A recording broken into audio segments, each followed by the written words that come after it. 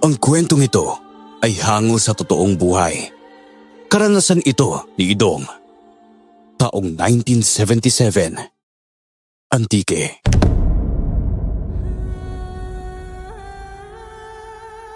Binatilyo pa lang ako ng mga panahong ito. Kasama kong namumuhay sina Ate Olivia at Lola Apolinaria na siyang nag-alaga at nagpalaki sa amin. Nasa liblib na baryo kami nakatira at malayo sa bayan.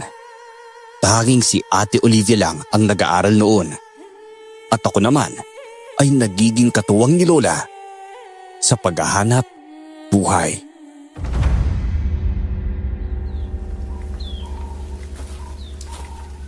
Oh, La. Ba't ngayon na kayo nakauwi? Kanina ko pa po kayo hinihintay.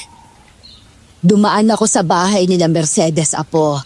Nakipag-usap ako sa kanila, lalo na sa anak niya na kaklase ng Ate Olivia mo. Nagpunta rin ako sa iba nating mga kanayon para kausapin at humingi ng tulong. Pero walang gustong tumulong sa akin. La, may problema po ba? Ba't niyo po kailangan ng tulong ng mga kanayon natin? Ang totoo niyan, Idong. Sinabi sa anak ng anak ni Mercedes na baka mawala sina Olivia at ang iba pa niyang mga kagrupo sa baryo kung saan sila pumunta. Hindi ko alam kung bakit niya nasabi ang bagay na yon. Pero kinakabahan ako para sa kapatid mo. Hindi naman po siguro mangyayari ang ganun kina Ate La. Tsaka isa pa. Nagpaalam si Ate sa inyo kung saang baryo sila pupunta, di po ba? Yun na nga ang problema, Apo. Ay naku, ang babaeng yun talaga. Hindi man lang niya sinabi sa akin na liblib pala ang baryong pupuntahan nila para isagawa ang proyekto ng grupo nila roon. Kung hindi pa ikinuwento sa akin ng anak ni Mercedes, hindi ko pa malalaman kung saang baryo siya pupunta kasamang iba pa nilang mga kaklase. Teka, may problema po ba sa rayong pinuntahan ni Ate? Lola Apolinaria? Hindi ko kayo maintindihan kung bakit ganyan na lang ang reaksyon po ninyo eh. Bukod sa masyado ng liblib ang baryo na yon, hindi ko alam kung ano pa ang pwedeng kaharapin ng ate mo at ng mga kagrupo niya roon. Ano bang ibig niyo sabihin, La? Ang kasunod na baryo, kung nasaan nagtungo ang ate mo, ay kilalang pinagkukutaan ng mga aswang. Kapag napadpad pa sila sa nayon na yon, posibleng manganib sila. Hindi rin imposible na sa baryo kung saan sila ngayon ay may mga kababalaghan nang nangyayari roon. Iniisip ko lang ang kaligtasan ng Ate Olivia mo, lalo na at delikado mga aswang sa mga taong tulad natin. Naku po, ipuntahan na lang po natin ang baryo kung saan nagpunta si Ate Olivia. Tama po kayo na baka mapahamak si ate kapag nagtagal pa siya ron. Kung ganun, tayong dalawa na lang po ang magtutulungan, La. Marahil matatakot ang mga kanayon natin. Lalo na, posibleng may aswang nga doon. Ayos lang ba yun sa'yo, Idong? May kalayuan din ang lugar na yun kaya baka abuti ng ilang oras ang paglalakad natin papunta roon. Oo naman po, La. Ayos lang po yun sa akin. Ay gusto ko lang siguraduhin na ligtas sa nayong yon ang ate mo at ang iba niya pang mga kasama. Naku, tama po kayo, La. Mahalaga po na sigurado natin ang kaligtasan ni Ate Olivia. Naku, mahirap na. Baka may mangyaring masama sa kanya ron eh. Kung ganon, maghanda na tayo at aalis tayo ngayon papunta sa baryo na yon. Magdadala na lang tayo ng lampara dahil baka gabihin na tayo sa daan. Huwag din natin kalimutan magdala ng itak at na may panlaban tayo sakaling may hindi inaasahang mangyayari sa atin sa daan. Opo, La. Teka, sandali lang po ah. Ihanda ako mga sinabi niyo para makalis na po agad tayo. Sige, Apo. Nang matapos kong ihanda ang mga gamit na dadalhin namin ni Lola, umalis na kami ng bahay namin at nagsimula sa paglalakbay papunta sa baryo kung saan nagtungo si Ate Olivia. Iwinawaksi ko sa isipan ko na may masamang nangyari sa kanya. Nang sa gayon ay hindi ako makaramdam ng kaba. Habang naglalakad kami ni Lola, noon ko lang nakitang Seryoso si Lola Apolinaria at halos wala siyang imik. Naghanap na lang kami ng ibang daan noon para mas mapabilis ang pagdating namin sa nayong balak naming puntahan.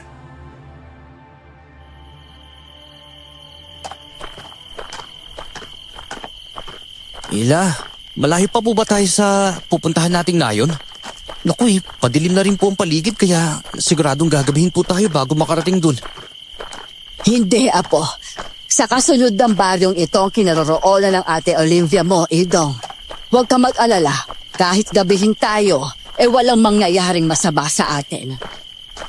Sige po, La. Subukan lang ng mga aswang o ng kung anumang nilalang na tambangan tayo sa madadaanan natin, malalaman nilang hinahanap nila dahil lalabanan ko sila ng walang atrasan. Lola naman ilaban ka agad ang iniisip nyo. Abay, paano kung mapahamak tayo? Ay nako, hindi mangyayari yon, Apo. Maniwala ka sa lola mo dahil kaya ko pang makipaglaban. Ay, oo na po, La. La, may makakasalubong tayong tao. Teka, tignan niyo puro, no? Ihanda mong sarili mo, Apo. Huwag lang magkakamali ang kung sino mang tao na yan na gumawa ng masama sa atin dahil hindi ko siya uurungan. Sige po, La. Sa tingin ko, wala naman pong balak sa atin ng mga taong yan. May balak man siya sa atin o wala. Mas maigi nang nag-iingat tayo lalo na't hindi natin siya kakilala. Sinunod ko na lang ang sinabi ni Lola na hiyanda ang sarili ko. Nang medyo malapit na ang taong makakasalubong namin sa aming dalawa, wala man lang akong kakaibang naramdaman sa taong yun. Napag-alaman namin na isa siyang matandang lalaki. Nagulat na lang kami ni Lola at nagkatitigan nang bigla siyang nagsalita at kinausap kami ni Lola Apolinaria. Kaya napahinto kaming tatlo. Magandang gabi sa inyo. Bay, ngayon ko lang kayo nakita sa lugar na ito Ay paniguradong mga dayo lang kayo rito, ano? Tama po kayo, Lo. Sino ka? At taga rito ka ba sa baryo na to? Ay, ako nga pala si Hamiel. Isa kong ermitanyo. Hindi ako taga rito sa nayong ito. Sabihin na nating malayo ang aking pinagbulan na kailanman hindi pa nararating ng mga tao. Hindi pa nararating ng mga tao? Teka, ano pong ibig niyo sabihin, Tatang Hamiel? Nga pala, ako po pala si Idong. At siya naman po si Lola Apolinaria. Ikinagagalak kong makilala kayong dalawa sa dahanang ito. Yung sinabi ko kanina, wala naman yon. Ganun po ba? Kami rin po ni Lola. Kinagagalak po namin makita kayo. Ay, nga pala, pwede ko bang malaman kung bakit napadpad kayo sa nayong ito? Sa palagay ko kasi, hindi pa ang lugar na ito ang paroroonan ninyong dalawa. Ang totoo po niyan, Tandang Hamiel. Hinahanap po namin ang ate ko Nasa kabilang baryo po kami patungo ni Lola Apolinaria para hanapin siya roon. Kasi po may nakapagsabi po kay Lola na baka mawala siya roon. Pati na ang iba pa niyang mga kasama. Apo, hindi mo na dapat sinabi sa matandang yan ang tungkol sa bagay na yon. Magpatuloy na lang tayo sa paglalakad natin at kailangan na nating marating ang kabilang baryo. Hahanapin pa natin ang Ate Olivia mo roon kaya magmadali na tayo. Sige po, La. Paano po? Mauna na po kami sa inyo, Tandang Hamiel. Teka, sandali lang. Kung gusto nyo pwede ko kayong tulungan sa paghahanap sa kapatid mo, Idong. Hindi ko papayagan ninyo ako. Abay, sasamahan ko kayong dalawa hanggang sa makita natin siya. At ang iba pa niyang mga kasamahan. Bakit mo naman gagawin ang bagay na yon? Hindi na namin kailangan ng tulong mo. Baka kung ano pang pinaplano mo sa amin ng apo ko Binabalaan kita, ha? Ngayon pa lang. Na kung may masamang binabalak ka man sa amin, wag mo nang ituloy pa. Ano ba? Wala akong masamang balak sa inyong dalawa. May gusto ko lang natulungan kayo. Lalo na't delikado sa baryong nais ninyong puntahan, ano?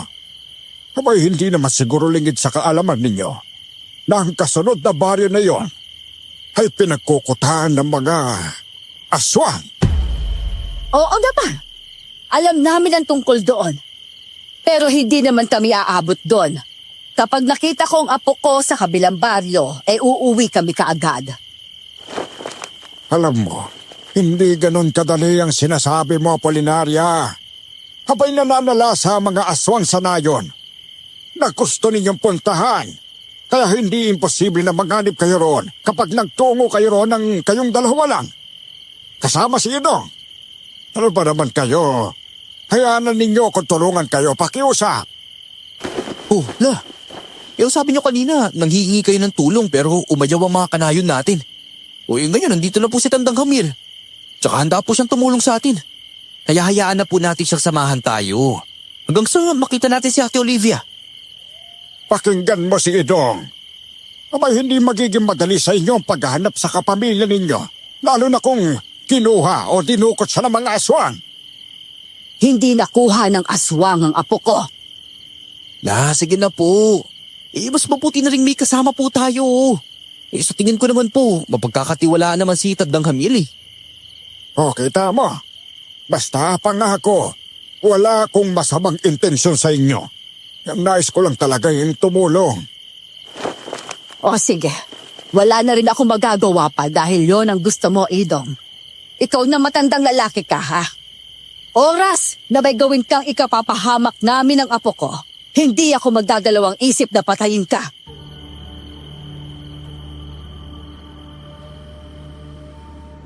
Hindi na nakaimik pa noon si Tandang Hamil dahil sa sinabi ni Lola Apolinaria sa kanya.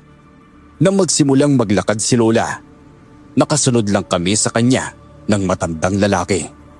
Habang naglalakad, pakiramdam ko ay ligtas kami ni Lola dahil kasama namin si Tandang Hamil.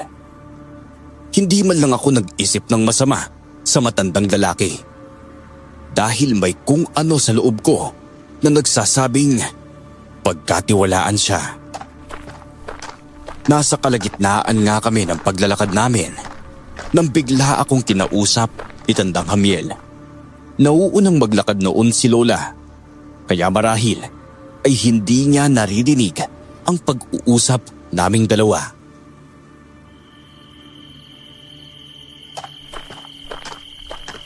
Ay, Indong, may gusto sana akong ibigay sa iyo eh. Sige po, ano naman po yan, Tandang Hamil? Itong bagay na to na kagaya ng isang perlas. Ito, alam kong magagamit mo ito sakaling malagay ka sa panganib. Ha? Paano naman po makakatulong sa akin yung binibigay niyo, Tandang Hamil?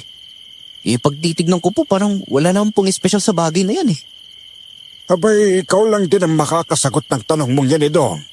Kapag tinanggap mo ito sa akin. Basta wag mo nang malitin ang isang bagay, ha? Dahil lang sa tingin mo pangkaraniwan lang ito. Abay, may pagkakataon nga na minsan ang bagay na inaakala natin karaniwan lang, pwede palang makatulong sa atin. Ito, tanggapin mo na ito, Idong. Sige po, Tandang Hamil. Maraming salamat po sa bagay na to, ha?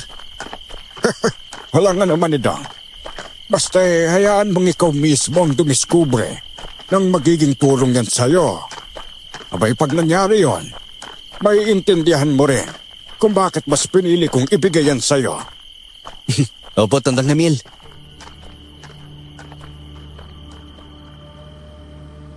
Dahil madilim na ang paligid, tanging lampara ang nagsilbing ilaw namin noon habang naglalakad.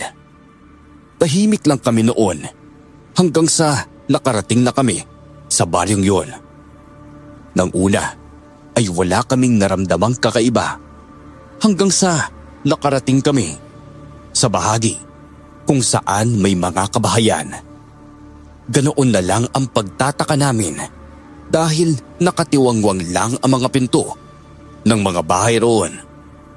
Lumapit pa kami sa bawat bahay at nagulat kami dahil nakakita kami ng mga bakas ng dugo roon. Kaya kinutuban kami ng kakaibang kaba, lalo na nang maisip ko si Ate Olivia. Grabe la.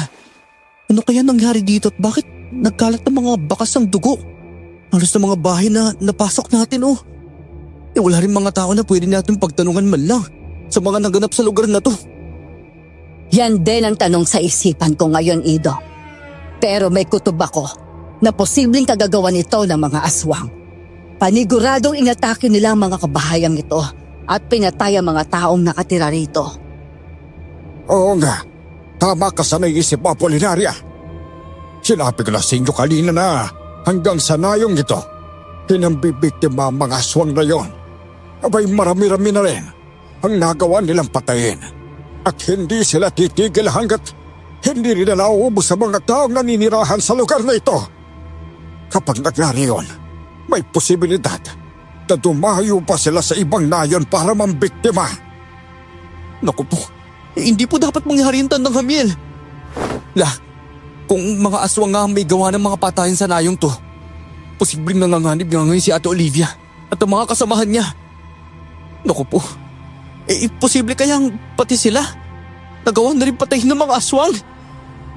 Huwag mong isipin ang bagay na yon, Idong. Sigurado akong hindi papatay ang Ate Olivia mo.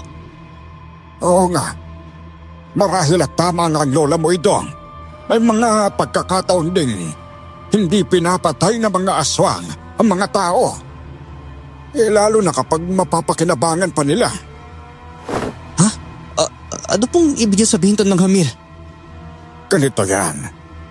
Kung hindi man natin makikita ang kapatid mo sa nayong ito, may kutob akong tutukutin lang siya ng mga aswang na yon at dadalhin sa kanilang kuta. Paniguradong may isip niya lang mapapakinabangan nilang Ate Olivia mo.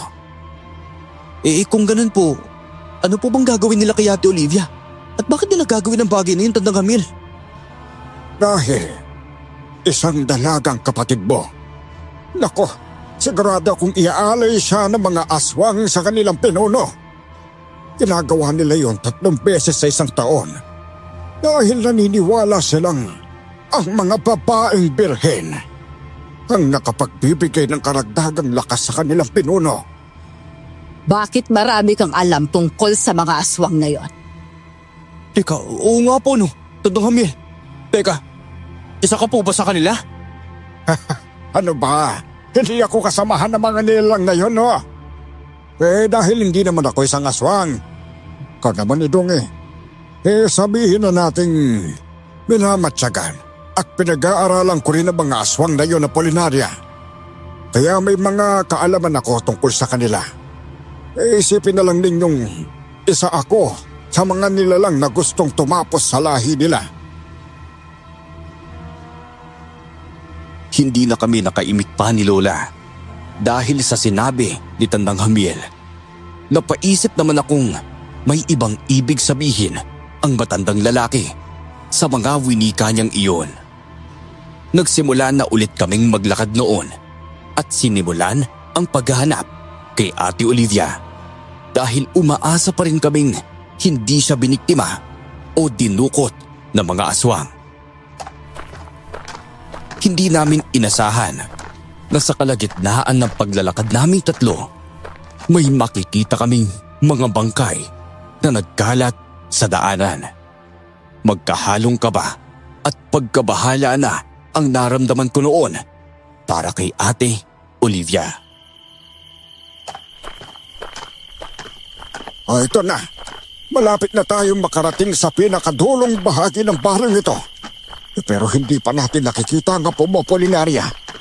Parang malakas ang kutob ko na marahil ay nasa kabilang baryo na siya at dinala na siya ng mga aswang sa kuta nila. Hindi tayo pwedeng subuko na lang sa paghahanap kay Olivia. At kahit nasaan pa ang apo ko, ay sisiguraduhin ko mahahanap ko siya. Hindi siya pwedeng mabiktima ng mga aswang na yon. Teka, sandali lang po Lola Apolinaria. Tandang Hamiel, naririnig niyo po bang ingay niyan? Naku po, hindi ako pwede magkamali ng mga yabagyan na papalapit sa ating kinaroroonan. Tama ka, Jamiel. Posibleng mga aswang yan na naghahanap ulit ng kanilang mabibiktima. Ako, hindi maganda to. Tingnan niyo sa bahaging yon. May mga nagbabagang mga mata roon. Kaya sigurado kung mga aswang ang nagmamayari ng mga ito. Nakaabang sila sa daanan. Kaya hindi tayo pwedeng magpatuloy sa paglalakad natin patungo sa kanila. Naku po, pag nagkataong mapansin nila tayo, abay tatambangan nila tayo at pwedeng manganib ang buhay nating tatlo. Kung gano'n na po ang pwede natin gawin ngayon. Ay naku, ang mabuti pa dumiretso tayo sa bahay na yon. Doon, pansamantala na muna tayo magtago roon. Hanggang sa makasigurado tayong wala na ang mga aswang na yan. Mabuti pa nga na yun ang gawin natin. Tara na, kailangan nating makarating sa bahay na yun bago pa man tayo makita ng mga aswang. O sali ka na Idong. Sige po. Tumakbo na kaming tatlo patungo sa isang bahay na nakita namin sa bahaging yon. Nang makarating kami roon, dali-dali kaming pumasok at isinarado namin ang pinto. May mga bangkay rin doon pero hinayaan namin. Nagmatsyag din kaming tatlo noon dahil may naririnig kaming kaluskos na umaaligid lang din sa paligid namin. Gaya ng mga kabahayan sa nayong yun, may bakas din ang dugo sa bahay na iyon. Nagulat kami ni Lola Apolinaria nang makita namin ang ilan sa mga gamit ni Ate Olivia roon. Alam naming sa kanya yon, lalo na at nakasulat ang pangalan niya sa mga ito. Hindi pwedeng mangyari ang iniisip natin kanina. Hindi pwedeng mabiktima ng mga aswang si Olivia. Anong ibig sabihin, Apolinaria? Mga kagamitan ito ng kapatid ko, Tandang Hambil. Marahil sa bahay nito sila na malagi kasama ang mga kaklase niya. Naku, tama po siguro kayo na tinukot ng mga aswang si Ate Olivia. Posible nga mga bangkay na to. Ito yung mga kaklase niya. Naku po. Humanda ang mga aswang na yon kapag may ginawa silang masama sa apo ko. Magbabayad sila kapag pinatay nila si Olivia. Hindi ko sila mapapatawad kung sakali man. Naku, kung ganon, kailangan natin pumunta sa kabilang baryo para hanapin ang apo mo, Apolinaria. Naku, siguradong mahanapan natin si Olivia roon sa kanilang kinukutaan. Paano naman po kayo makakasiguro na makikita natin si Ate Olivia sa kuta ng mga aswang na nasa kabilang baryo pa, Tandang Hamil? Pagtiwala ka dahil may kutob ako na siya ang gagawing alay ng mga aswang na yon sa kanilang pinuno. Paniguradong may ritual pa silang gagawin bago nila patayin ang kapatid mo. Kaya pwede pa natin silang pigilan sa balak nilang gawin kay Olivia. Paano natin matutunto ng kuta ng mga hayop na yon? Basta ako nang bahala. Abay, kung hindi ako pwede magkamali, malapit sa bundok na naroon ang pinagkukutaan ng mga aswang na yon. Bakit alam mo kung nasaan ang kuta nila? Dahil ilang beses na rin ako nagpabalik-balik sa lugar na yon para matyagan sila. May mga kabahayan sa bundok na yon, kaya sigurado akong pagbabay-ari yun ng mga aswang. Doon sila nagkukuta dahil walang ibang taong nangangahas na maniraan doon. Sino ka ba talaga, ha? At ano ang balak mo sa amin, ha, Jamiel? Ay nako, gaya nga ng sabi ko sa inyo, wala akong balak na masama sa inyo ni Idong. Gusto ko lang tumulong sa inyo. Ano na iisa lang din naman tayo ng kalaban. At yun ay ang mga aswang. Kaya marahil hindi pa itong panahon para malaman ninyo kung sino talaga ako pero sana'y pagkatiwalaan niyo naman ako. Oo nga naman po, Lola Apolinaria. Sige na po. Kahit na yun lang po, magtiwala tayo kay Tandang Hamil. Iramdam kong hindi siya masamang tao gaya ng iniisip niyo po kanina. O sige, alang-alang kay Olivia. Pagkakatiwalaan kita, Jamiel. Pero oras na tinraidor mo kami ni Idong, hindi ako magdadalawang isip na tapusin ka. Huwag mong iisipin na hindi ko kaya ang bagay na yon dahil nagkakamali ka. Ay, hindi ko naiisip na gagawin mong bagay na yun, Apolinaria. Kaya sa ngayon, huwag mo munang pagtuunan ng pansin na alamin kung sino ako, ha? Abay, darating din naman tayo sa puntong yun. Kaya ngayon, ang mas isipin muna natin, Kung paano natin makikita at maililigtas ang apo mo sa mga aswang na posibleng dumukot sa kanya? Oo nga po, tama po si Tandang Hamiel. At sang-ayon po ko sa mga sinabi niya, Lola Apolinaria. O siya, wala na rin naman ako magagawa pa. Pero binabalaan kita ha, Jamiel.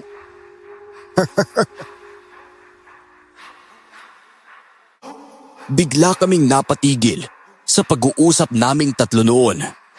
Nakarinig kami ng mga pagyabag na papalapit sa pinto at may iilan pang pabalik-balik sa buong paligid ng bahay kung saan kami nagtago. Naging alerto kami sa pagkakataong iyon dahil nagtagal din ng halos 5 minutong nasa ganoong sitwasyon kami. Nakahinga na lang kami ng maluwag nang marinig namin ang mga mabibilis na pagyabag na palayo hanggang sa naging tahimik na ang paligid. Dali-dali namang sumilip si Tandang Hamiel sa bintana ng bahay na yon para tignan ang labas. Mukhang wala na ang mga aswang sa labas Kung ganun, pwede na tayong umalis sa bahay na ito at magpatuloy sa paglalakad papunta sa susunod na baryo. Oo, sige. Pupunta tayo sa kuta ng mga aswang na yon na sinasabi mo. At sana lang ay maabutan natin buhay ang apo ko. Humanda talaga sila. Sakaling may ginawa sila kay Olivia. Kapag talaga napahamak si ate dahil sa kanila, papatayin ko talaga sila la. Nagtataka pa rin ako kung bakit nasabi ng anak ni Mercedes na mawawala si Olivia. Napaisip akong marahil alam niya na may mga aswang sa lugar na ito. At kahit papaano ay nagpapasalamat pa rin ako dahil nalaman natin kung ano talagang nangyayari rito sa kapatid mo, Idong. Mas mabuti na rin po siguro sinabi niya na ganun dahil kung hindi, magugulat na lang tayo kung hindi makakauwi si Ate Olivia dahil nabiktima na pala siya ng aswang sa lugar na to. Tama ka, Apo. O kayo, mabuti pa siguro yung umalis na tayo rito, para makarating na kagad tayo sa kabilang baryo. Kailangan na natin marating kagad ang kuta ng mga aswang bago pa man mahuli ang lahat. Sige, tandaan mo rin ang mga sinabi ko sa'yo kanina, Jamiel? Bayo naman, Apolinaria. Hindi ko makakalimutan ng tungkol doon. Mainam ng klaro tayong dalawa. Umanda talagang mga aswang na yun dahil hindi ako matatakot sa kanila. Tama yan, Idong. Abay, hindi dapat kinatatakutan ng mga nilalang na yan, At isa pa, abay isipin mo, ang binigay ko sa iyo at maging ang mga sinabi ko kanina. Paniguradong hindi ka bibigoyin ng bagay na yon.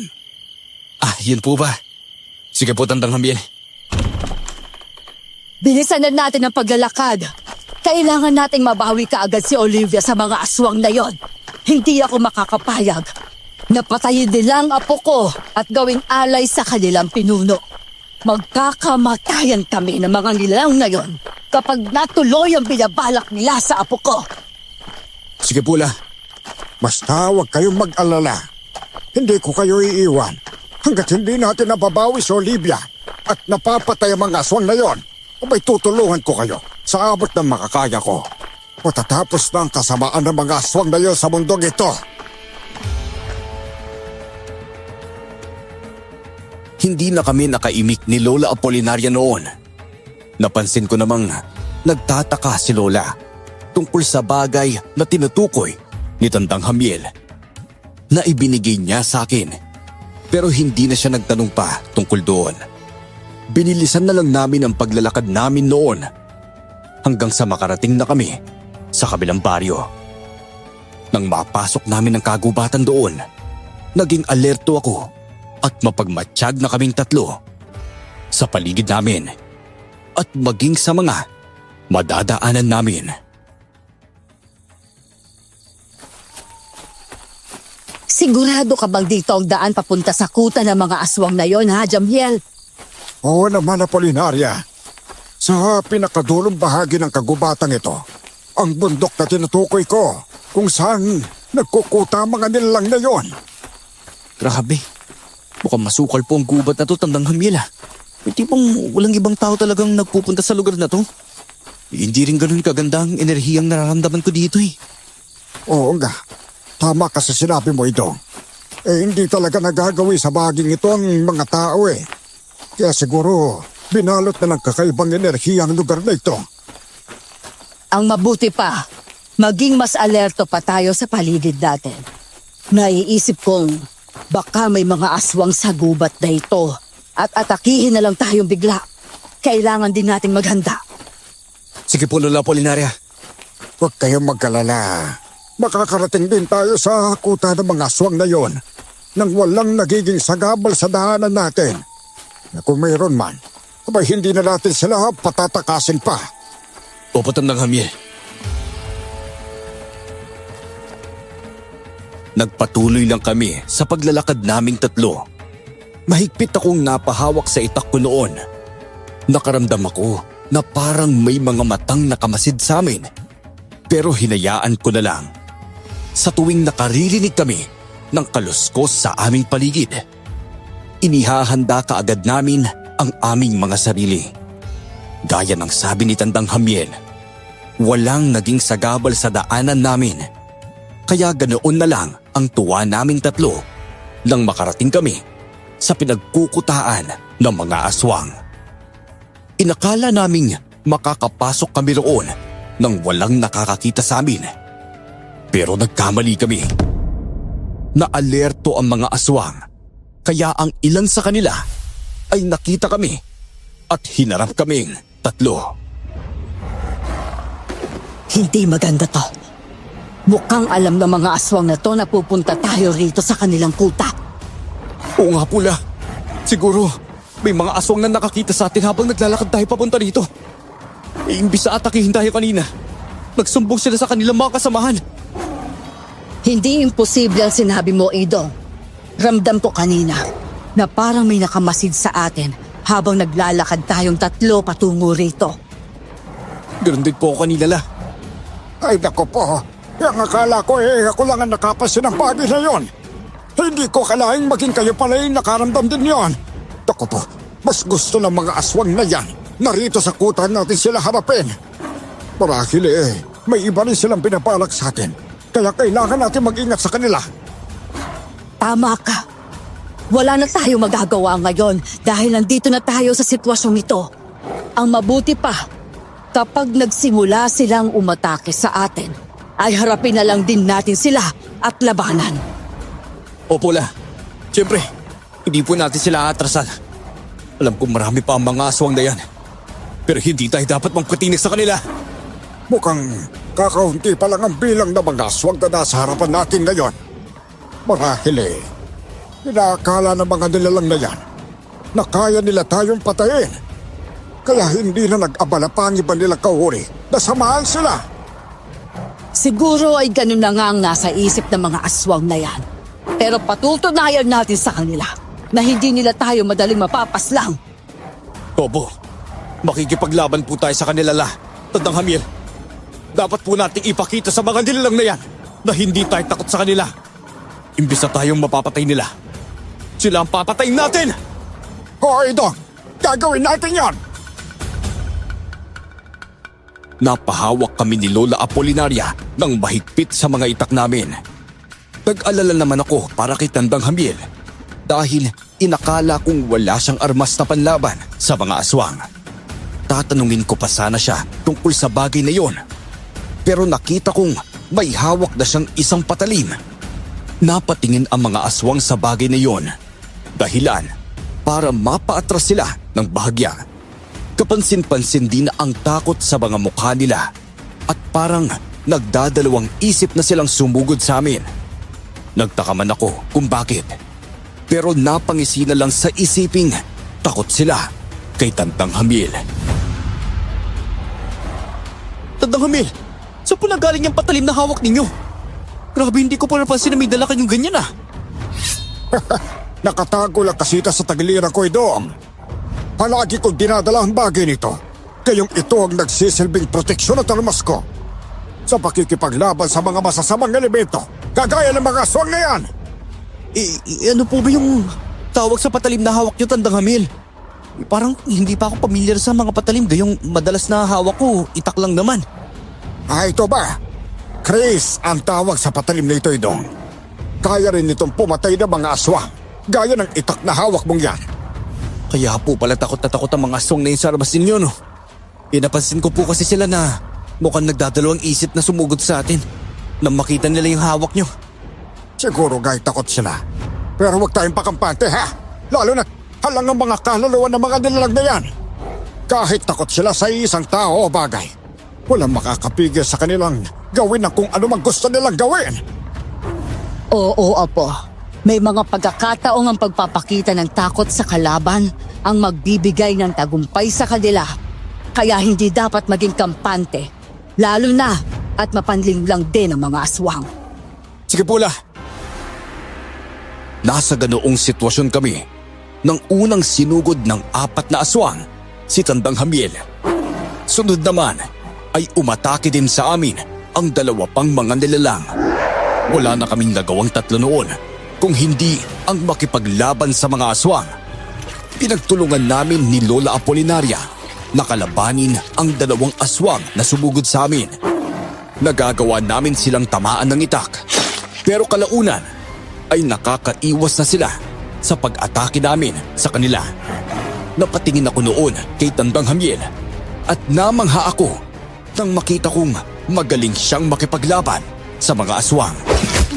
Nanlaki pa ang mga mata ko nang magawa niyang mapabagsak ang 3 kalaban niya gamit ang Chris na armas niya. Itinuon ko na lang din ang pansin ko noon sa pakikipaglaban hanggang sa nagawa rin namin ni Lola na mapaslang ang mga aswang na katunggali namin. Ako po, nakakasiguro akong maraming aswang pa ang lalapit dito sa atin. Mabuti pa, iwan niyo na ako rito at ako na ang bahala sa mga aswang na yon. Ano po? Ano ba naman kayo, Tandang Hamiel? Hindi po namin kayo iiwan dito. Huwag kayong mag-alala, magiging maayos lang ako rito. Kaya ko ng kalabanin ng mga aswang dito. Hanapin na lang ninyo si Olivia. Susunod ako kapag natapos ko na ang laban sa mga aswang. Sigurado ka ba sa sinasabi mo, Jamiel? Oo, Apolinaria, hayaan niyo na ako. Ang mas mahalaga ngayon makita ninyo ang apo mo bago pa man mahuli ang lahat. Sige, kung yan ang gusto mo, ay gagawin namin. Babalikan ka namin sakaling nakita at nakuha na namin ang apo ko. Oo na, huwag niyo lalahanin. Makakaya ko silang tapusin. Sige na, umalis na kayo bago pa man dumating ang mga aswang. Takbo na! Sige po, Tandang Hamiel. Mag-iingat po kayo rito, ha. Alis na po kami ni Lola. Mag-iingat kayong dalawa. Susunod na lang ako sa inyo. Opo, Tandang Hamiel. Mabilis kaming tumakbo ni Lola Apolinaria palayo kay Tandang Hamiel. Naghanap kami ng madadaanan na alam naming hindi kami mapapansin ng mga aswang. Naging maingat kami ni Lola sa mga kilos namin habang nagiging alerto pa rin kami sa paligid namin. Sa hindi inaasahan, may naramdaman akong kakaibang enerhiya na bumabalot sa buong katawan ko. Hindi ko alam kung saan nagmumula iyon, kaya hindi ko na pinagtuunan ng pansin. Dahil walang mga aswang sa bahaging kung nasaan kami, sinimulan naming hanapin noon si Ate Olivia.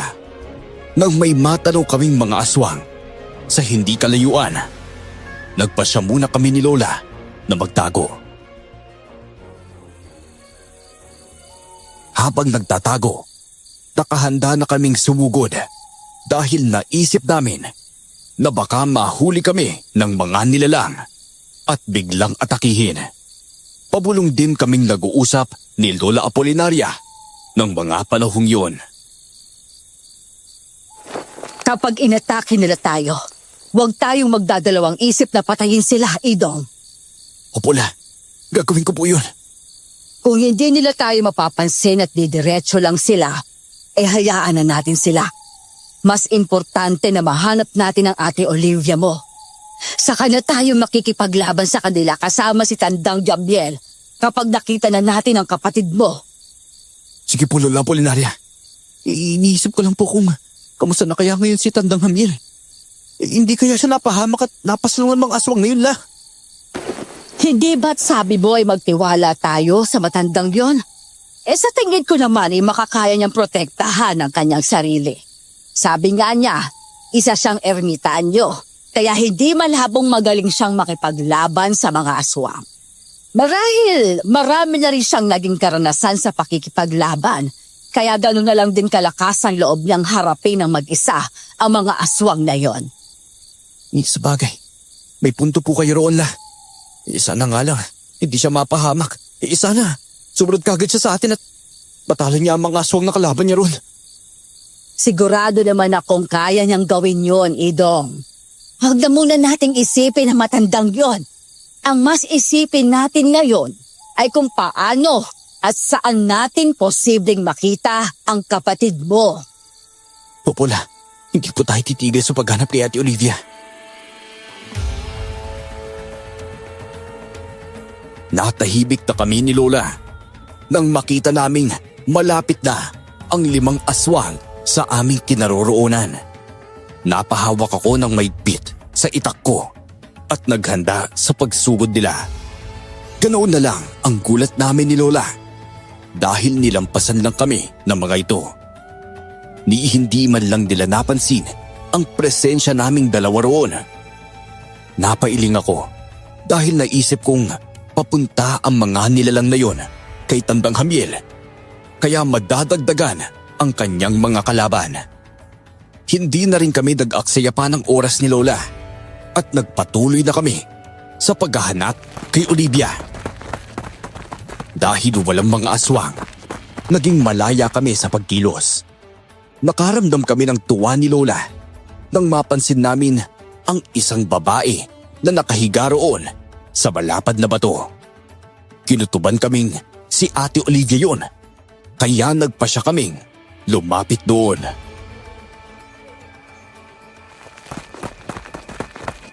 Naku! Tama ang kutob natin. Ang Ate Olivia mo ngang nakahiga sa batong yon. Bilisan natin ang pagtakbo dahil kailangan na natin makalapit sa kanya at makuha siya doon. Sige po, La. Kailangan natin mailigtas si ate. Siguradong babalik sa bahaging ito ang mga aswang na yun. Tama nga si Chabiel na gagawing alay ng mga aswang na yon ang Ate Olivia mo. Mabuti na lang at nakita na natin siya kaya mapipigilan natin kung ano man ang binabalak sa kanya ng mga nilalang na yon. Kung inahakala nilang hahayaan lang natin silang gawin ang bagay na yun, pinagkakamali po sila, Lola Apolinaria. Hindi nila magiging biktima si Ate Olivia, La. Oo nga, Apo. Masaya ako dahil nakita natin ang ate mo. Ang kailangan na lang nating gawin ay ang mailayo siya rito. Sige po, La. Babalikan din po natin si Tandang Hamiel at tutulungan na makipaglaban sa mga aswang na yun. Oo, Apo. Kahit papaano ay malaking naitulong na matandang yon sa atin. Kaya hindi rin natin siya pwedeng pabayaan sa lugar na ito. Tara na, Apo. Sige po, La. Ay, teka, sandali lang po, La. Hindi po maganda ang pakiramdam ko. May mga aswang po na papanapit sa atin dito. Naririnig ko po yung mga mabibilis nilang pagyabag. Anong ibig mong sabihin, Idong? Wala naman akong naririnig gaya ng sinasabi mo, Apo. Hindi po ako nagkakamali sa naririnig ko, Lola. Sigurado ko mga aswang ang may gawa. Sila yung may mabibilis na pagyabag malapit dito sa atin. Hindi nakaimik si Lola Apolinaria. Nagtaka rin ako kung bakit hindi niya naririnig ang ingay na nauulinigan ko. Nang makalapit naman kami kay Ate Olivia, napag-alaman naming wala siyang malay. Akmang kakalagan na sana namin siya at kukunin ang busal ng kanyang bibig. Nang biglang nagsulputan ang mga aswang, napamura na lang kami ni Lola dahil doon. Walang ano-ano, biglang sumugod sa amin ang mga nilalang, kaya wala na kaming nagawa ni Lola kung hindi ang makipaglaban sa kanila. Nilakasan ko ang loob ko at hindi inatrasan ang mga aswang na sumusugod sa akin. Nakaramdam ako ng kakaibang init sa katawan ko. May kakaibang enerhiya ring dumadaloy sa mga ugat ko na parang nagbibigay sa akin ng lakas at tapang na harapin ang mga aswang. nang umatake sa akin ang dalawang nilalang. Sinalubong ko sila ng pagtaga. Nagulat ako nang bumagsak sila at hindi na gumalaw pa. Ang galing mo, Apo! Nagawa mong mapabagsak ang dalawang aswang na walang kahirap-hirap. Oo nga, Pulay. Hindi ko rin po alam kung paano ko nagawa ang bagay na yun. Huwag mo lang isipin pa ang tungkol doon. Ang mahalagay napaslang mo sila. Ubusin na natin ang mga aswang na ito at nang sa gayon ay magawa na nating makuha ang ate mo sa malapad na bato na yan. Kailangan na natin siyang maialis dyan, Idong. Sige po, Lola Apolinaria. Susubukan ko pong patayin ang mga aswang na yan. Ako na pong bahala sa ilan sa kanila. Kayo na pong bahala sa iba pala. Sige, Apo. Alalayan natin ang isa't isa hanggang sa magawa nating mapatay ang mga aswang, Idong. Popola, umanda kayo lahat! Dahil hindi namin nahayaan na gawin yung alay si Ate Olivia! Papatayin namin kayo dahil sa ginawa ninyong pagtukod sa kapatid ko! Apo, papasugod na sila kaya salubungin na natin ang mga nilalang na yan. Sige, Pola. Magiging katapusan niyo na ang gabing to! Ah! Nagsianggilan ang mga aswang at walang tigil silang umaatake sa amin.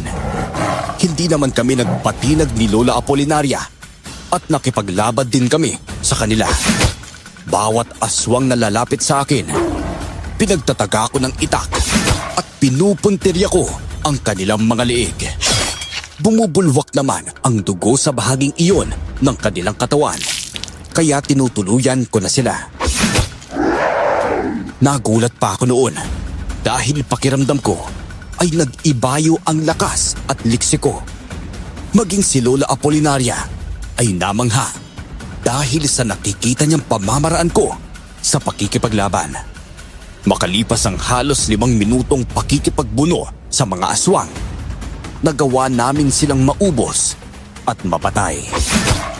Napalingon kami sa kinaroroonan ni ate nang marinig namin siyang sunod-sunod na napapaungol. Tignan niyo! Mukhang gising na po si Ate Olivia! Oo nga, Idong. Ang mabuti pa'y lapitan na natin siya at kalagan. Aalis na rin tayo agad dito. Bago pang magsidatingan ng iba pang mga aswang, kailangan din dating hanapin si Jamliel lang sa gayoy. Makaalis tayo sa lugar na ito. Popola, Sandali. Ano nangyari kay Olivia? At bakit ang talim ng pagtitig niya sa atin? Nanilisik pa ang mga mata niya habang nakangisi sa ating dalawa, Idong. oo nga, Pula. Parang hindi ko alam kung anong nangyari sa kanya. Pero may katuba kong may kakaiba kay Ate Olivia sa mga oras na to. Ate Olivia, ligtas ka na sa mga nilalang na yun. Kaya wala ka nang dapat ipag-alala at ikatakot pa, ha? Ahalis na tayo sa lugar na to, ate. At hindi na babalik pa rito. Huwag ka nang matakot pa, apo ko. Nandito na kami ni Idong. Ate Olivia? Nanatiling matalim ang pagkakatitig sa amin noon ni Ate Olivia. Kahit anong sabihin namin sa kanya ay hindi siya nagsasalita. Para siyang wala sa sarili niya ng mga oras na yon. Hindi na maganda ang kutob ko noon, kaya sinabi ko kay Lola na baka may ginawa ang mga aswang na yon dahilan kung bakit nagkakaganoon ang kapatid ko. Sinubukan pa naming lumapit sa kanya noon, pero nagulat kami ni Lola nang bigla niyang putulin ang tali sa kanyang mga kamay. Kinuha rin niya ang busal sa kanyang bibig, kaya bahagya kaming napaatras ni Lola. Kinilabutan ako ng husto nang tignan ako ni Ate Olivia na parang kalaban niya. Napangisi rin siya sa akin, kaya napayukom ako ng mga palad ko. Hindi ko maintindihan kung anong nangyayari kay Olivia, Idong. Pakiramdam ko ay hindi siya ang ate mo. Parang ganun na nga, Pula. Mukhang may ibang nakasapi sa kanya sa mga oras na to. Kinikilabutan po ako dahil sa ginagawa niyang pagtitig sa akin. Kung tama man ang hinala mo may sumasapi ngayon sa ate mo, ay kailangan nating ihanda mga sarili natin. Hindi ko gustong saktan si Olivia pero kung yun lang rin ang paraan para mapaalis ang kung sino o anumang nasa loob niya, ay handa akong gawin ang bagay na yun. Naku, hindi ko kaya saktan si Ate Olivia, Lola. Hindi ko po magagawa yun. Wala rin tayo mapagpipilian pa. Sakaling yun nga ang nangyayari sa kanya, Idong. Dalawang bagay lang ang pwedeng mangyari ngayon. Siya ang masasaktan natin o kaya tayo ang sasaktan at papatayin niya. Ano na po ang gagawin natin ngayon, La? Sakali man nasugurin niya tayo at labanan, wala na tayo magagawa kung hindi ang lumaban din sa kanya. Hindi naman natin siya papatayin, Idong. Gusto ko lang na umalis sa katawan niya ang kung sino o anumang nakasapi kung meron na. Sige po, La. Kayo po ang bahala. Lola Apolinaria, Idong, mabuti naman po at natuntunin niyo ako sa kuta ng mga aswang na ito. Sobrang takot po ako sa kanila, Lola. Idong. Huwag ka nang mag-alala pa, Apo. Hindi ka na masasaktan pa ng mga aswang na yon dahil narito na kami ni Idong. Tulungan po ninyo ako, Lola. Nakikiusap po ako. Ate, tutulungan ka namin, ha? Hayaan mong lapitan ka namin ni Lola at yakapin para mawala yung takot na nararamdaman mo. Sige, Idong. Lumapit kayo rito sa akin. Sige, Apo ko. Hindi ko alam, pero hindi naging maganda ang kutob ko sa sinabing iyon ni ate. Kahit sa ganun, lumapit kami ni Lola sa kanya. Normal na ang pagtitig niya sa amin at nakangiti pa siya sa amin. Kaya nang makalapit kami sa kanya, mabilis namin siyang niyakap. Ramdam naming napayakap din siya sa amin. Kaya inakala kong maayos na ang lahat. Ganoon na lang ang pagtataka ko dahil mas humihigpit ang kanyang pagkakayakap sa amin. Binalot ako ng kakaibang takot nang magwika si ate. Pero naging kakaiba ang kanyang boses. Nang tignan ko siya, nanlilisik na naman ang kanyang mga mata. Nagkaroon din siya ng sungay sa kanyang ulo. Bigla rin niya kaming sinakal kaya hindi na kami nakapiglas sa ginawa niya. Hindi ninyo makukuha sa akin ang katawan ng dalagang ito. Simula ngayon, ako na magmamay-ari sa kanya. Hindi! Sino ka ba? Anong ginawa mo kay Ate Olivia? Hindi na mahalaga kung sino ako. Ang mas importante ay akin na ang katawan ng babaeng ito. Hindi pwede mangyari ito. Bitiwan mo kami lang, Apo ko.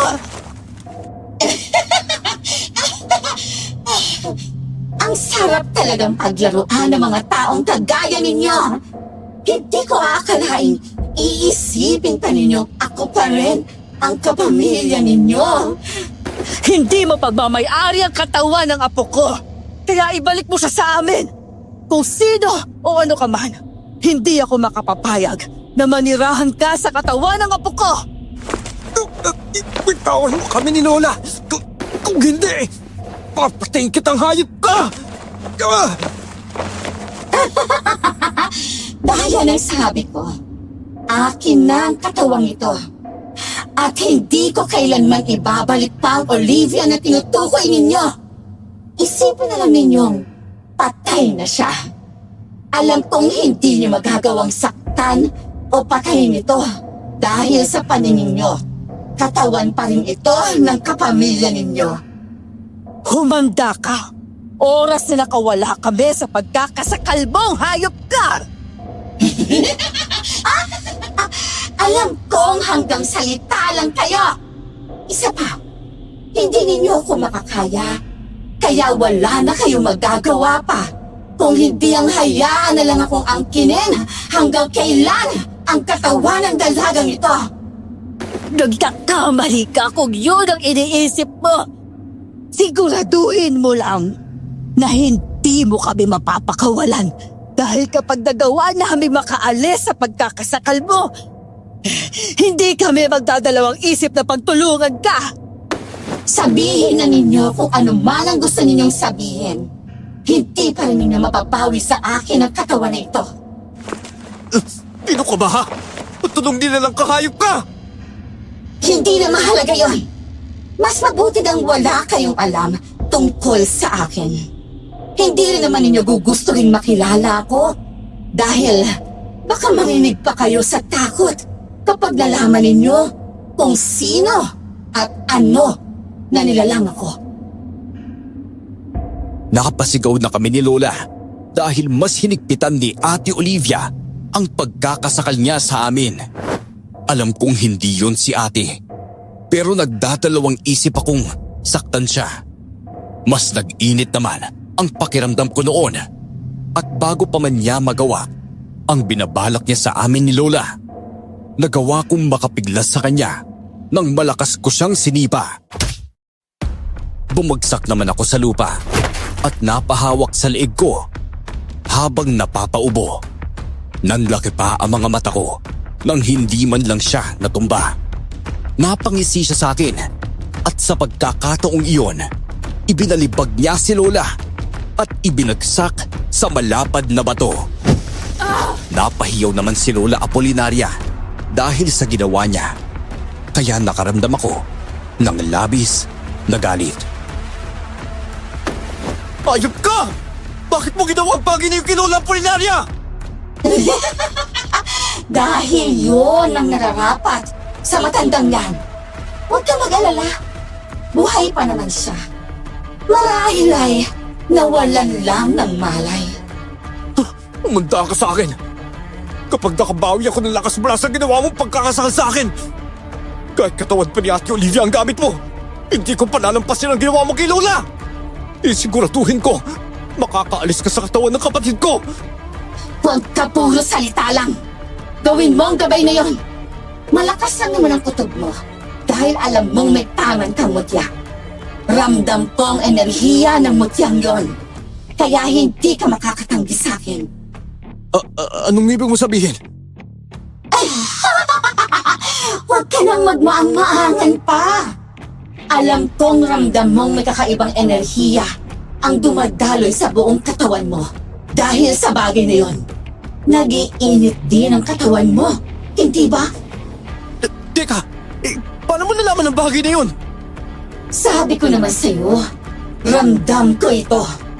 Hindi ko lang alam kung anong mutya ang hawak mo, pero wala akong pakialam. Kahit ilang mutya pa ang tangan mo, at kahit ano pa ang gawin mo, hindi mo ako matatalo. Kung may mutya akong tangan gaya na sabi mo, ibig sabihin nun, makakaya kita labanan. Posible ang bagay na yon pero hindi mo ako mapapatay. Mas mahina ka kung ikukumpara sa tulad ko. Kaya wala akong dapat na ipangamba. Sa mutya na hawak mo. Makakaya mo makipagsabayan sa akin sa liksi. Pero hindi sa lakas. Kaya hindi mo mapapaslang ang isang tulad ko. Hindi ang mahihinang nilalang na makapapatay sa akin dahil isa akong baraugo. Baraugo? Hindi mo na kailangan malaman kung anong uri ng nilalang ako. Dahil wala rin namang may tutulong sa'yo kahit pa may kaalaman ka tungkol sa akin. Ngayon, oras na rin ito na mas palakasin ko pa ang espiritu ko na nasa katawan ng kapatid mo.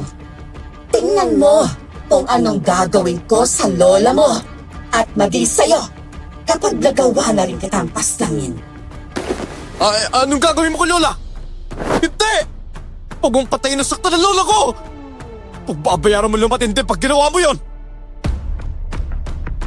Kinabahan ako nang ilagay ni Ate Olivia ang kamay niya sa dibdib ni Lola Apolinaria na noon ay hindi pa rin nagigising sa pagkakahimatay niya.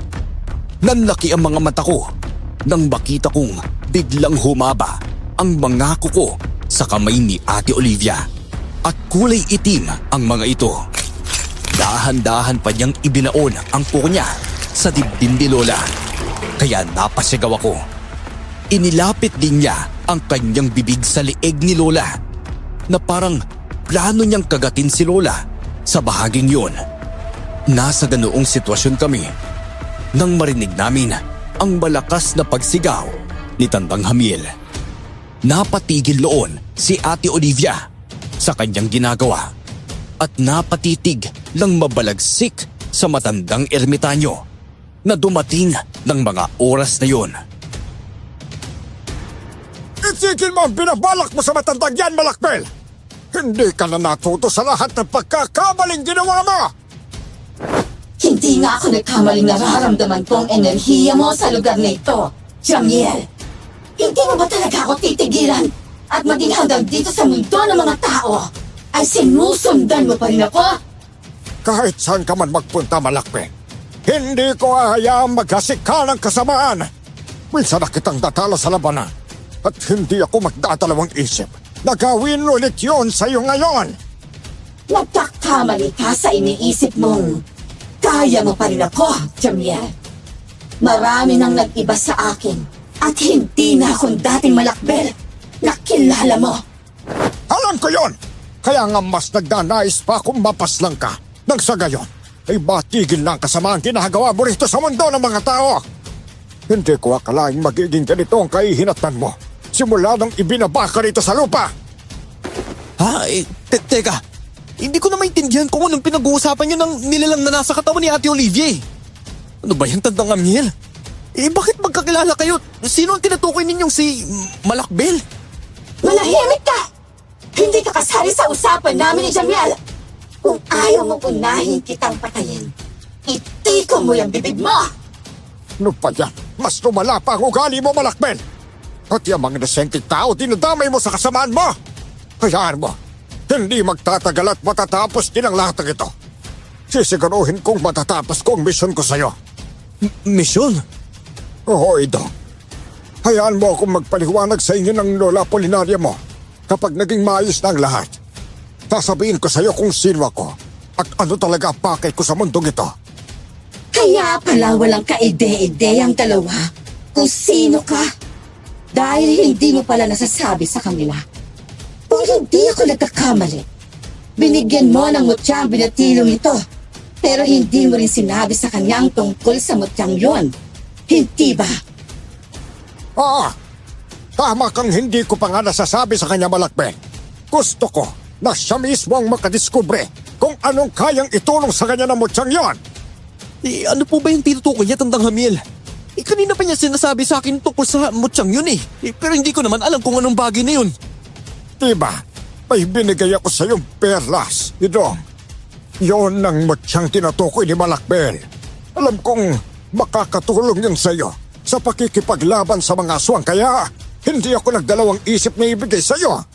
Kaya pala may nararamdaman akong kakaibang enerhiya na dumadahil sa katawan ko. Mas nag-iibayo rin ng lakas at ligsi ko dahil pala sa bagay na yun. Ngayong alam mo na ang tungkol sa mutyang pangan mo. Alam kong magiging mas malakas sa loob mong makipaglaban sa mga alagad ko. Pero kahit na ganun, hindi magiging sapat yon para pati ako'y matalo mo. Hindi niya kailangan talunin ka, Malakbel. Ako ang tatapos sa'yo nang sa gayon ay maubos na ang huling lahi mo sa mundo ito. Sige, Jamiel. Gawin mo kung anong gusto mong mangyari. Sisiguraduhin ko rin sa pagkakataon na ito. Ikaw naman ang matatalo sa ating dalawa. Hindi ko napapayagang matalo mo ulit ako para mapamukha mo sa akin na mas malakas ka sa akin. Wala akong pakialam kung naging isa ka pang panogo. Pupuksain kita at maging ang bongang kang pinamumunuan mo. Naubos ko na rin naman halos kalahati sa mga alagad mo. Kaya alam kong matatalo kita ulit, Malakbel. Nagalit ang nilalang na nasa katawan ni Ate Olivia. Kaya mabilis niyang sinugod si Tandang Hamiel. Kahit wala akong maintindihan sa pinag-uusapan nila at nagtataka rin ako kung bakit sila magkakilala. Ipinagsawalang bahala ko na muna ang tungkol sa bagay na iyon. Sinubukan kong pigilan ang katawan ni Ate Olivia para hindi na sila maglaban ng matandang ermitanyo. Pero malakas niya akong ibinalibag, dahilan para tumilapon ako at mabuwal sa lupa. Hindi ko alam, pero hindi ko gaanong naramdaman ang sakit na dulot ng pagbagsak ko. Kaya naisip kong dahil yon sa mutyang ibinigay sa akin ni Tandang Hamiel. Naglaban ang dalawa at wala na akong nagawa pa noon kung hindi ang hayaan sila. Inasikaso ko na lang si Lola Apolinaria dahil naramdaman kong may mga aswang pang paparating sa kinaroroonan namin. Humanda ka sa akin, Jamiel! Ikaw naman ngayon ang papatayin kong hayop ka! Hindi ka na makakabalik sa kung saan ka nagmula! Alam mong kahit patayin mo pa ako, mananatili akong nasa katayuan ko, Balakbel. Ikaw ang magiging kaawa-awa sa ating dalawa dahil sa oras na mapatay kita. Hindi ka na makakabalik pa sa mundong ito kahit kailan. Alam mo kung saan ka mapupunta! Hindi kita hahayaang magtagumpay sa misyon mong tapusin ako at ang buong lahing pinamumunuan ko. Matagal na panahon ko nang gustong mag-isang pinuno at alam mo yun! Hama ka sa sinabi mo, Malakbel.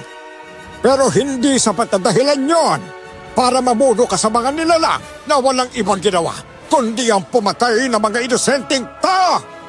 Wala akong pakialam, Jamiel. Gusto kong maging hari ng sanlibutan. Nang sa gayon, ay masabi kong mas malakas na ako sa'yo. Alam mong hindi pa ihintulutang mangyari ang kung ano mang binabalak mo, Balakbel. Dahil isa kang pakialamero! Humanda ka! Dahil tatapusin kita! Tandang Hamiel, mag-ingat po kayo. Kung pwede lang po huwag yung saktan ng gusto ang katawan ng Ate Olivia ko. Oo, huwag kang mag-alala, Idong. Pag nagkataon na nagawa ko saktan ng katawan ng Ate Olivia mo, masisiguro ko pa rin sa'yo na magiging maayos ang lahat. Sige po, kayo na po ang bahala, Tandang Hamiel ha.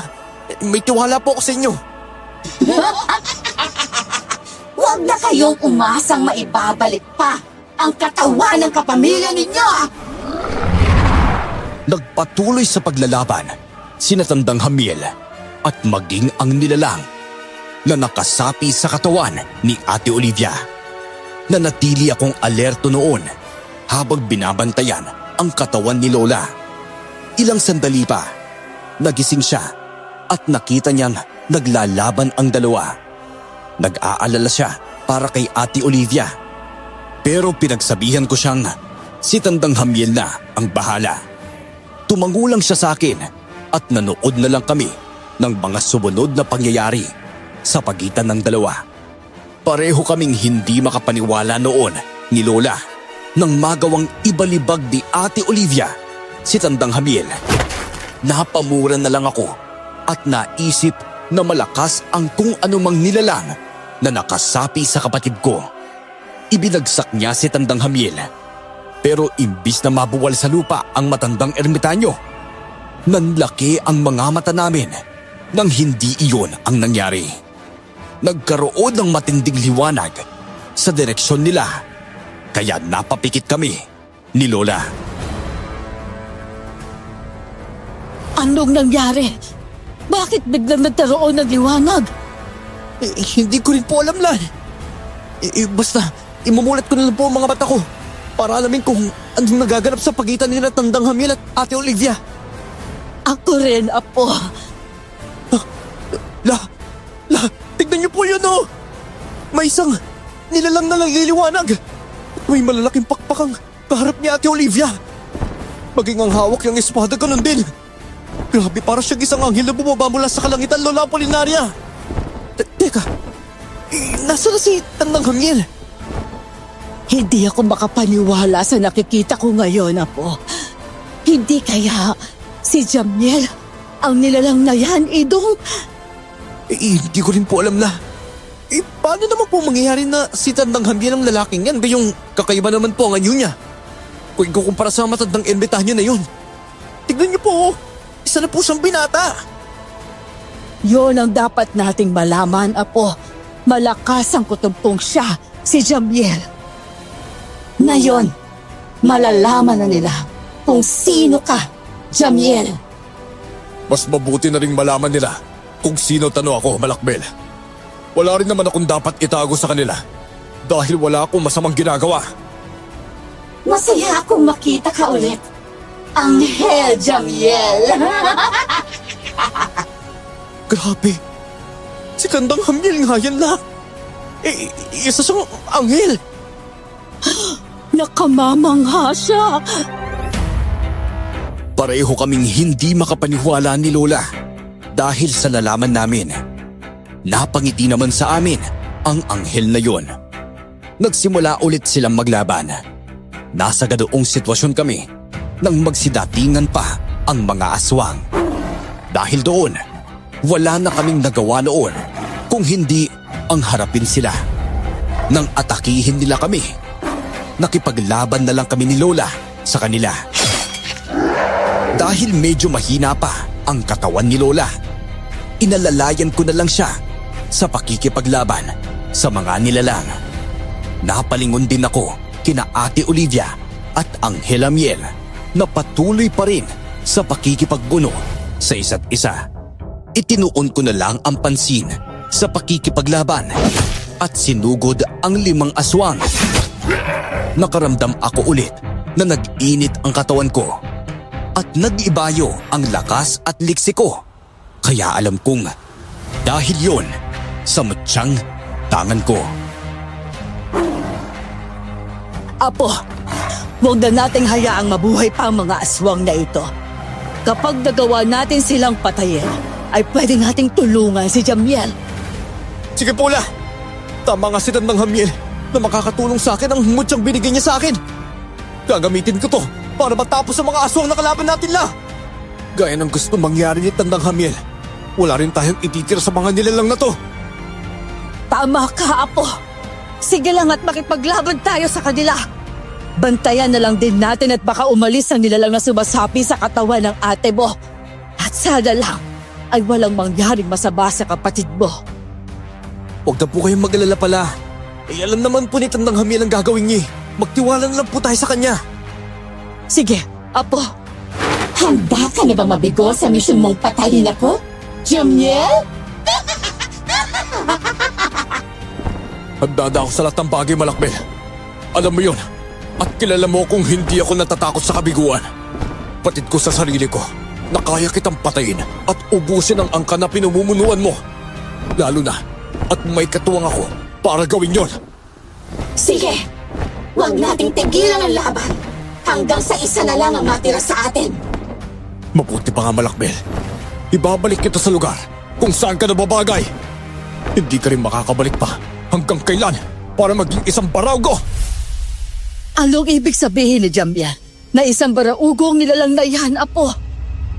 Hindi na natigil pa ang laban sa pagitan nilang dalawa at maging sa amin ni Lola at sa mga aswang na kalaban namin. Nagagawa naman naming mapaslang ni Lola ang mga aswang. Kaya mas nagagalit pa ang nilalang na nakasapi kay Ate Olivia. Nasa kalagitnaan kami ng pakikipaglaban nang marinig naming napasigaw ng malakas ang nilalang na nakasapi sa kapatid ko. Nabahala kami nang makita namin na nakatarak sa dibdib ni Ate Olivia ang nagliliwanag na espada na hawak ng Anghel Amiel. May kung anong itim na enerhiya ang umalis sa katawan ng kapatid ko. Dahilan para unti-unti rin siyang bumagsak. Bago pa man mangyari yun, sinalo na siya ng anghel. Nang makuha niya si Ate Olivia, mabilis siyang lumapit sa amin ni Lola. Kinalaban pa niya ang mga aswang na kalaban namin ni Lola. Dahilan para mapaslang niya ang mga nilalang.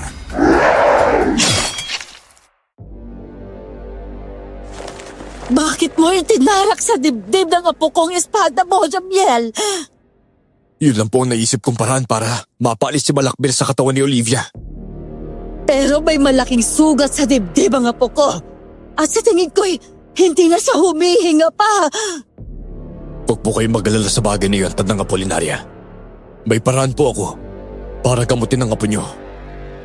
Basta pagkakatiwalaan po namin kayo, Anghel Amiel, ha? Alam kong hindi nyo gagawin ang bagay na yun kung ikapapahamak lang ng kapatid ko eh. Pero nagtataka lang po ako kung sino at anong nilalang na sumapi kay Ate Olivia. Oo nga, Jabiel. Nasaan na ba ang nilalang na yon? Ha? At bakit bigla na lang siyang nawala? Si Balakbel, ang sumanib sa katawan ni Olivia. Isa siyang baraugo. Teka, kanino ko pa po naririnig ang salitang yan eh? Ano po ba ang isang baraugo? Isa siyang dating anghel na naging demonyo at kalaunan ay naging aswang. Siya ang namumuno sa mga aswang na nakalaban natin ngayong gabi. Ibig sabihin, siya ang pinuno na inaalayan ng mga dalagang birhen. Gaya sana ng gagawin nila kay Olivia. Bakit na po kailangan gawin yun? Dahil hindi matanggap ni Marakbel ang nangyari sa kanya. Ipinatapos siya sa impyerno, kaya siya naging isang demonyo at nagpa siyang maging isang aswang. Sumanib siya sa mga katawan na sa tingin niya ay pwede niyang mapakinabangan para makapambiktima. Kinalaban niya mga kampo ng liwanag, kagaya ko. Ngayon wala na siya sa katawan ni Ate Olivia ko. Nasa na kaya siya? At anong susunod niyang gagawin? Hindi. Alam kong nasa paligid lang si Balakbel dahil ramdam ko pa rin ang lakas ng enerhiya niya. Posibleng naghahanap siya ng katawan na lilipatan niya para kalabanin ako. Grabe, hindi kong ganun. Hindi po namin kayo pwedeng hayaan mag-isa lang na makipaglaban sa nilalang na yun. Isasamahan ko po kayo. Sige, wala naman ako magagawa kung yan ang gusto mo, Idong. Sisiguraduhin kong matatapos ang labanan sa pagitan namin ni Malakbel. Mauubos ang lahi ng mga aswang na pinamumunuan niya sa bayang ito. Sige po, gagawin ko po ang lahat para matulungan kayo sa misyon ninyo ngayon. Salamat, Idong. Maganda ka. May huling grupo pa marahil ng mga aswang ang paparating dito. At sa tingin ko, ay kasama na nila si Balakbel na sumanib sa isa sa kanila. Inihanda ko na nga ang sarili ko noon dahil tama nga si Anghel Amiel na may mga paparating pang mga aswang. Naghanap naman ng lugar si Lola na pwede nilang pagtaguan ni Ate Olivia at hinayaan namin siya. Nang tuluyang makalapit sa kinaroroonan namin ang 7 aswang, may napansin kaagad ako sa isa sa kanila. Kinutuban ako ng hindi maganda dahil doon. Dahil napansin ko ang sungay sa ulo niya, gaya ng nangyari kay Ate Olivia. Nang magsimula silang sumugod sa amin, hindi na rin kami nagdalawang isip ng Anghel Amiel na salubungin sila. Nakita kong napangisi ang aswang na yon, kaya naging buo ang hinala kong si Malakbel ang nakasapi sa nasabing nilalang. Mag-iingat kasi isang yon. Nakasapi sa kanya si Malakbel, kaya mas malakas siya kung ikukumpara sa 6 na mga kasamahan niya. Sige po, Anghel Amiel. Mag-iingat po ako sa aswang na yon. Mabuti pa, ako nang bahala kay Malakbel at ikaw naman sa iba pang mga kasama niya. Ay, sige po. Hindi ko na po sasayangin ang pagkakataon na ito na mapas lang ang mga aswang na yan. Kailangan nilang pagbayaran ng ginawa nila kay Ate Olivia, lalo na si Malakbel. Hayaan mo. At gagawin ko ang lahat na makakaya ko para magawang mapas lang siya. Kapag nangyari yun, para mo na rin naipaghiganti ang kapatid mo sa kanya. Sige po, kayo na pong bahala sa kanya, ha? Kumanda kayong lahat! Dahil hindi ko papayagang magawa ninyo ang binabalak niyo sa akin. Hindi kayo ang makakapatay sa akin. Lalo ka na, Javier. Isinusumpa ko sa ating dalawa. Ikaw naman ang matatalo! Sige, Malakbel. Malalaman natin kung sino magtatagumpay sa ating dalawa. Tandaan mo lang din na hindi ako magpapatalo sa'yo. Dahil hindi ako ipinadala rito para lang sa wala. Tama ng kalandalan! At tapusin na natin ang laban! Nagpatuloy kami sa pakikipagbuno sa mga aswang dahil nakakaya kong makipagsabayan sa kanila dahil sa mutyang tangan ko. Hindi na ako nahirapan na mapabagsak ang 3 aswang. Nagalit ang 3 pa, kaya sinugod nila ako. Hindi ko sila inatrasan pa at isa-isa ko silang inatake. Nang una, nakakaiwas pa sila sa akin. Pero kalaunan, nagawa kong mataga sila sa kanilang leeg. Hindi na ako nag-aksaya ng oras at tinapos na rin ang mga aswang na yon. Nang magawa ko silang maubos, naisipan ko sanang tulungan si Angel Amiel. Pero nagulat ako nang makitang naglalaban sila sa ere ni Malakbil. Napatingalan na lang ako, pero dahil hindi masundan ang mabibilis nilang mga galaw, mas pinili kong lapitan sina Lola. Hindi ko aakalaing ganyan pala kalakas si Jamiel. Mabuti na lang at pinagsabihan mo kung pagkatiwalaan siya, Apo. Wala po talaga akong duda sa kanya na makita natin siya la. Isa pa po, binigyan niya ako ng mutya na hindi niyo alam na siyang makakatulong din sa atin sa pakikipaglaban. Paano po ako naging malakas at maliksi habang nakikipaglaban sa mga aswang? Lahat po yun dahil sa mutyang binigay niya sa akin. Mabuti naman kung ganun, Apo. Kaya pala, nagagawa mo ring paslangin ang mga aswang ng mabilisan dahil doon. Oo nga po, Lay. Kita niyo po. Napatay ko kagad ang mga aswang na nakalaban ko kanina. Oo nga, Apo. Tingnan mo sina Jamiel at ang aswang kakalaban niya. Halos hindi ko na masundan pang mga galaw nila. Grabe ang bilis po pala nila la. Para po sila mga ibon sa ere oh. Lalong-lalo na po si Angel Amiel. Nakakamangha po ang galing niya makipaglaban. Kaya nga, Apo. Talaga bang magagawa niya ng paraan na nangyari sa kapatid mo? Nababahala ako dahil baka hindi na mabuhay pa si Olivia. Huwag po kayong mag-alala. Kapag sinabi po ni Angel Amiel na may paraan po siya, magtiwala lang po tayo sa kanya la. Alam ko naman pong hindi siya gagawa ng bagay na alam niyang wala siyang magagawang paraan para maayos yun. Tama ka rin naman, Idong. Nasa ganoong sitwasyon kami nang bumaba sa lupa sina Angel Amiel at maging ang aswang na nakalaban niya. Hinang-hina naman ang nilalang habang ang Angel ay wala man lang kagalos-galos. Hindi rin niya ramdam ang pagod mula sa pakikipaglaban. Kaya kahit papaano ay natuwa kami. Gayong malaki ang tsansang matatalo niya si Malakbil. Kita naman sa mukha ng aswang ang labis na pagod at galit dahil sa mga nangyayari sa kanya. Hindi kita mapapatawad dahil sa ginawa mo, Amiel! Bubuksain din kita! Gawin mo lang kung anong nasa isip mo, Malakbil.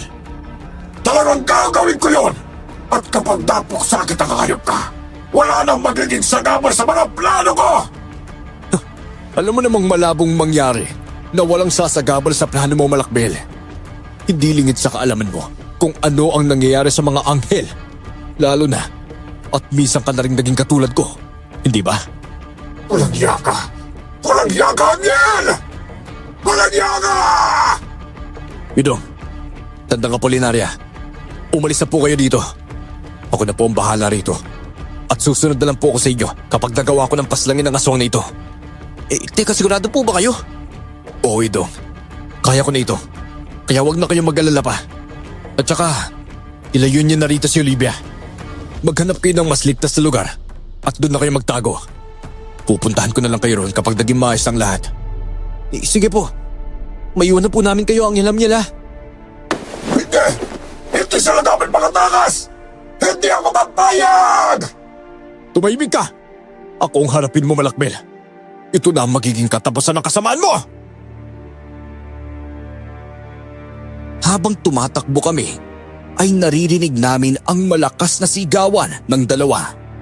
Napalingon ako noon sa kanila at nakita ko ang anghel na hawak-hawak ng mahigpit ang aswang at inilipad niya ito sa ere. Walang ano-ano, bumulusok din sila pa ibaba at nang bumagsak sila sa lupa, nagkaroon ng malakas na pagsabog. Nasunog ang buong lugar doon at mabuti na lang dahil nakapagtago kami sa isang malaking puno na may kalayuan na sa bahaging yun. Nalungkot ako sa isiping pati si Angel Amiel ay wala na. Pero nagulat ako nang may makita akong nilalang na lumilipad pa itaas mula sa nagliliyab na bahaging yon ng bundok. Napangiti ako ng matanto kong siya yun. Mabilis siyang lumipad palapit sa amin na parang walang nangyari. Ayos lang ba kayo? Tandang Apolinaria? Idong? Oo, Jamiel. Ayos lang kami. Oo nga po. Kaya po, ayos na po ba kayo? Ayos lang din ako. Mabuti naman at ligtas kayo.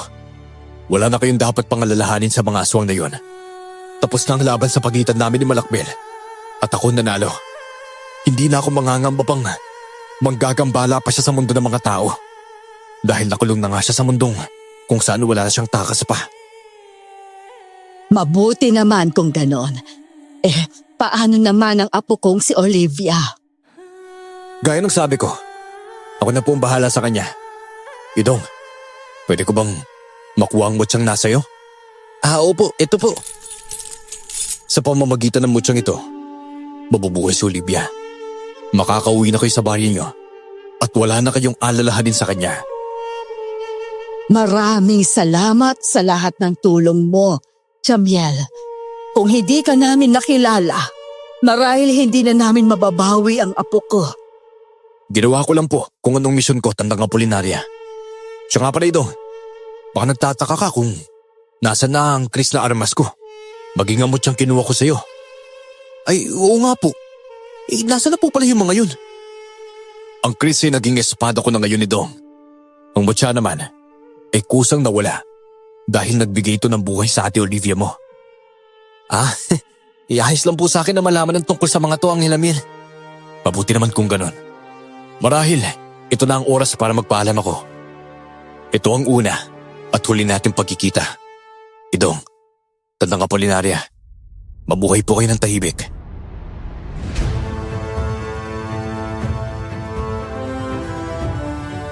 Matapos niyang sabihin yon, lumipad siya pa itaas hanggang sa tuluyan siyang nawala. Nagpasya kami ni Lola na umuwi sa bahay namin. Nang magkaroon ng malay ang kapatid ko, ikinuwento niya sa amin ang nangyari. Kaya wala na rin kaming nagawa at ikinuwento kung paano namin siya iniligtas. Nang una, ayaw niyang maniwala. Pero kalaunan ay naniwala na rin siya. Dahil sa kagustuhan naming mamuhay ng tahimik, umalis kami sa baryong iyon. Sa ngayon, may sarili na kaming pamilya ni Ate Olivia at matagal nang patay si Lola Apolinaria. Hanggang sa kasalukuyan, dala-dala ko pa rin sa ala-ala ko ang karanasang iyon. Laking pasasalamat namin dahil hindi namatay si Ate Olivia noon at nagawa namin siyang iligtas sa kuta ng mga aswang. Sa tulong ni Tandang Amiel, ang anghel na ipinadala para puksain ang huling lahi ng aswang.